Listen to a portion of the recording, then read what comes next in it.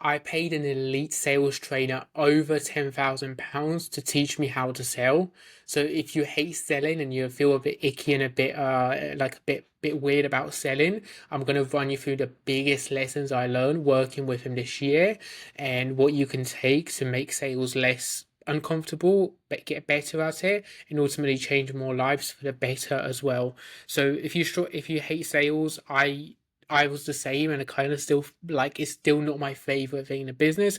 But I'm going to run you through big lessons I learned working with the elite sales trainer this year. What you can take away from your business to grow, scale, and ultimately achieve the big results you're after as well. So I have three big lessons I want to run you through in this video. So it's going to be a big one. Really looking forward to running through exactly everything in this video. Just for context, the sales trainer I worked with has worked with the teams of the likes of Alex Hormozi, some of the biggest names in terms of fitness, like even just digital marketing space. So like everything that came from this, I was like, this guy knows exactly what he's doing. Like I need to trust him 100% and go all in. So like this video will help you do exactly the same. So he's a phenomenal sales trainer and sales coach, and there's loads of big takeaways here.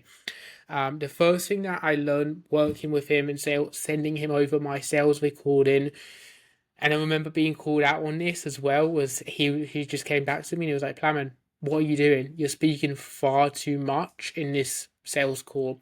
The goal of a sales call for him, and that was kind of the big thing he left me here with, the big first nugget, was to actually speak as little as possible when it comes to sales calls. Just ask questions, elaborate, actually just be curious and not judgmental when it comes to these sales calls. The whole goal is to get the prospect to the other end to do as much of the talking as possible so you can really understand their goals, their struggles, understand how they're thinking, their mindset.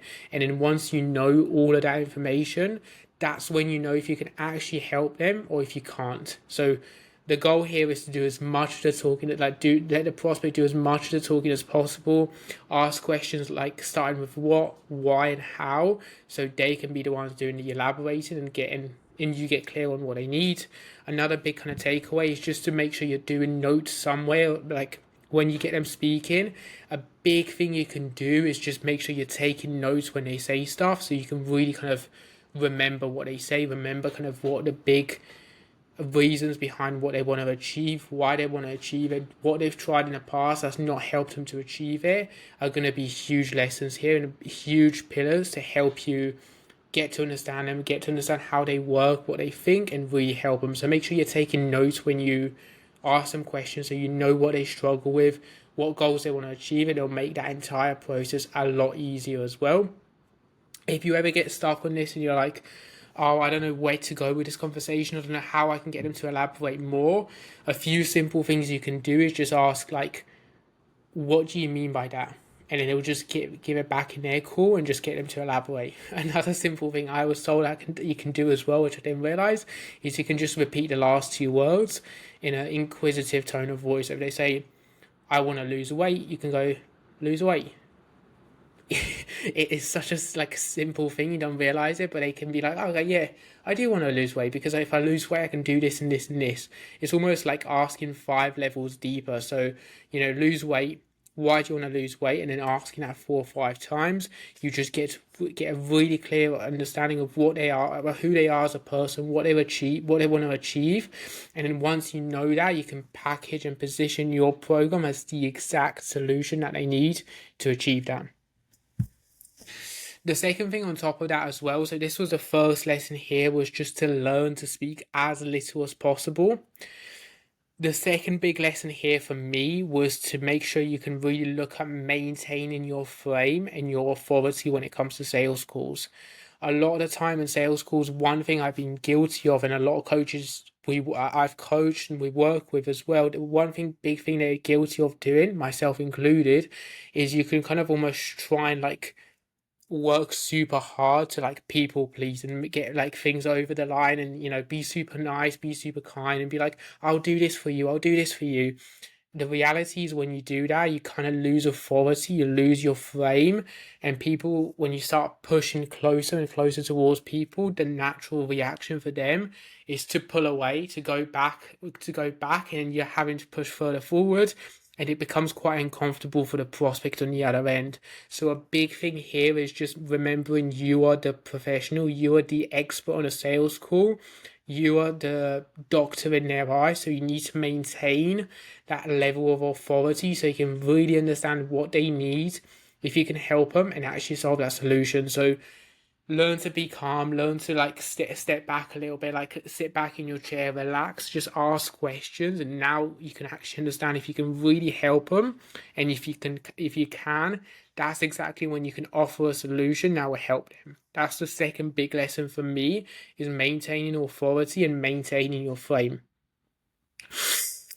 The third thing for me, which was absolutely huge as well, was learning to sell. Like, not even like learning to sell, but like selling as a whole, and like being on sales calls and being on calls with people, is it becomes a lot easier to do when you have extreme conviction that you will help the other person. So whatever you need to do to kind of get yourself in this frame of mind to think, okay, I can 100% help this person change their life. If you go into this with this huge level of conviction and certainty in your tone of voice, that if you step on a call and they buy your program, you will absolutely change a person's life. It's no longer selling, it's almost coaching, and it's almost like motivational style interviewing. It's why you probably see like the, religious people out there knocking on door to door. They haven't got a sales training, but they've just got a huge conviction and a huge conviction in their voice and belief that what they're talking about and what they are like doing is helping and changing people's life. I'm not going to go into like a big political thing here, but um anything political, anything kind of like religious, anything like that, where people have extreme conviction, you can see it in their eyes, you can hear it in their tone of voice, and you know for a fact, okay, this person on the other end is like certain of this thing. So like you almost become more certain by default. So it might just be like watching your testimonials, watching your before and afters, and seeing that regularly before a sales call. If that helps bring your mood up, your energy, your certainty for how much you're changing people's lives, it wouldn't become selling anymore. It'll become much more towards coaching and actually changing people's lives, which makes a massive difference here as well. The next thing, again, like similar to this point as well, is do what you need to actually remove the pressure from yourself. Like if you have pressure coming into this school and you're like, oh, I really need the other person to sign up, I really need to like pay my bills, I really need to do this and this to get them to sign up, then sales becomes much easier and it's much harder, and those sales calls become much more about you trying to persuade, twist someone's arm and leg to get them to buy. So don't do that, and try and find what you need to tick and really be there in the moment. Be there present to remember this person's like taking, 30 minutes, 45 minutes out of their day. I've never met this person. They're taking 45 minutes out of their day to speak to me. How cool is that? Being in a frame of mind where you're just grateful to be on a call and to speak to the people you really want to help is going to make your life a lot easier on a call. It's going to make it a lot less pressure and sales driven, and it'll make it a lot easier for you to listen, to be calmer, be more in the moment, and find out exactly what they need and if you can help them. So just do what you need to, like listen to some music, remove like I've done both sides here. I've been super like nervous. I've put loads of like pressure about hitting sales targets and stuff like that when I was fitness coaching. And now I just jump onto calls, just seeing where people are at, and if I can genuinely coach and help them. So it's just a very different mindset, and having that mindset of, can I actually help the other person, and less about like needing the cash flow to hit your Stripe account, actually makes the entire process of sales and having these calls much easier as well. So do what you need to, find your rhythm, find what works for you to remove the pressure, and just be there when the call's present to try and help people. It's going to be a big thing. The next thing that's a bit of a bonus point here as well, and it's something that I kind of was nervous towards doing, but it's made a massive difference when it comes to offering your price, or when it comes to just saying your price. Is something that amazing you can do is price anchor the highest price first of your program. So if it's like a 12-month program, like for them to pay in full, or if it's uh, if you have one that's extremely high touch point, and maybe they can even come and see you to train in the gym together, whatever it is, position that first program first when you offer the price, position the highest price point first of your program, then they can see it, you can get a vibe of where they're at. Reality is you might get 5 to 10% of people that are like super invested and just want to get started right away. They'll probably take that price, that super high like price point. The other 90% of people are probably going to say, oh, like George, whoever, like, this is way too expensive for me to do right now, or this is too expensive for me. That's when you can start to kind of understand what kind of options will work better for them. If it's a 6-month program, if it's a monthly, whatever it might be, and then anything that's a lower price point from that, psychologically for them, they'll think this is much easier to afford. Whereas what I used to do and what coaches do sometimes is they go at the lowest price point and then they try and go up. That's like a much harder sale because they see the lowest and they're like, why would I want to pay more? So if you start at your highest price point and then work it down based on objections and stuff like that, it'll be a much easier process. And you can actually kind of get people thinking it's less because they see the big price point and then it works down. They're like, okay, this is way less. Whereas if you go from like £2 to £200, it seems way more expensive. If you go from £200 down to £2, £2 seems much less. So there's a big difference there as well.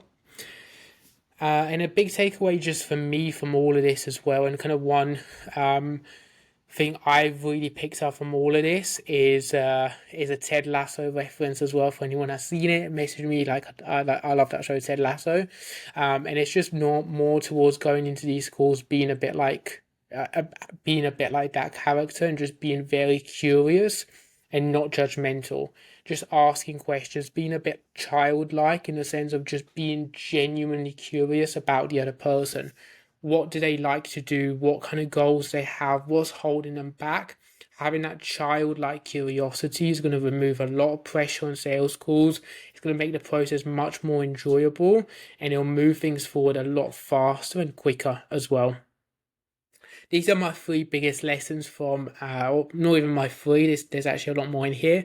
There's 4 or 5 big lessons, so you get a few bonus ones from my £10,000 worth of sales training this year. If you find this video helpful and you found it useful, make sure to drop it a like, subscribe, all of that good stuff, because there'll be a lot more content coming out on here this year. If you want help specifically with how you can grow your coaching business in 2024 and get my free closer script that you can use to get sales calls closed in your DMs without coming across like too salesy or too unauthentic, if you message me the word sales on Instagram, I can send you the entire sales framework completely for free.